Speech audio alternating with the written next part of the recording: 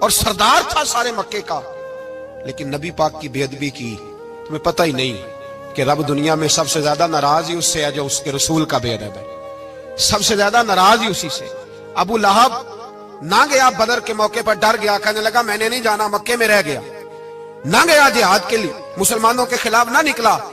لوگوں نے بڑا اس کو لان تان کیا، لیکن کہنے لگا میرے خرچے پہ 4-5 بندے لے جاؤ، میں نہیں جاؤں گا، پیچھے رہ گیا۔ لوگ کہنے لگے بچ گیا، لیکن اس کے جسم کے اندر ایسی بیماری نکلی کہ ریشے سے بھر گیا سارا وجود، ریشے۔ اس کے بچوں نے لے جا کے ابو لہب کو پیچھے ایک حویلی تھی مکے کے باہر، اس میں بند کر دیا، چیختا تھا، چلاتا تھا، بند کر دیا اس کو لے جا کے وہاں پیچھے۔ اور جب اس کو بند کر دیا کمرے میں تو چلاتا تھا، چیختا تھا، کوئی مجھے بچاؤ، کوئی پانی پلاؤ۔ دروازہ توڑ کے باہر نکلا تو چوک میں مر گیا ابو لہب۔ اتنی بدبو آتی تھی کہ کوئی قریب نہیں جاتا تھا۔ چوک میں لاش پڑی تھی، یہ ہے میت کسی بے ادب کی، منہ دکھانے کے قابل نہیں، ان کے دشمن پہ لعنت خدا کی، رحم پانے کے قابل نہیں ہے۔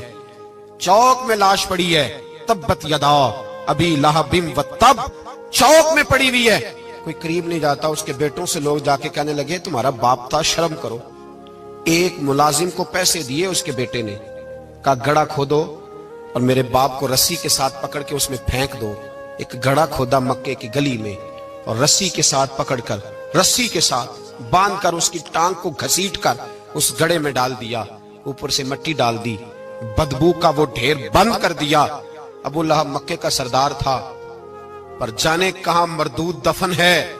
لیکن میانی صاحب کے قبرستان میں جاؤ، میانی صاحب کے قبرستان میں وہ علم الدین جسے اپنا نام بھی نہیں لکھنا آتا تھا، ہزاروں لوگ روزانہ اس کی قبر پہ کھڑے ہوتے ہیں اور رسول اللہ کی نعتیں سناتے ہیں۔